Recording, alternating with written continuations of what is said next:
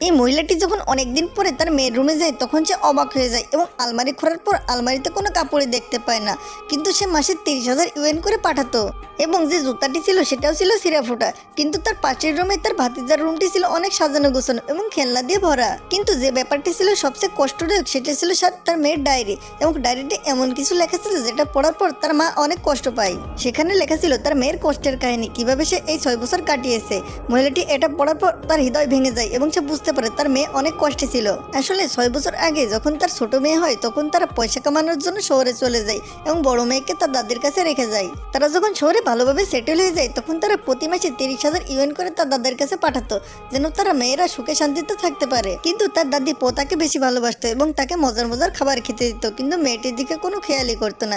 মেয়েটিকে মাঝে মাঝে না খুঁয়ে রাখতো। একদিন মেয়েটি অনেক খিদা লাগেছিল এবং তার দাদির কাছে খাবার চেয়েছিল, কিন্তু তার দাদি তাকে খাবার দিচ্ছিল না।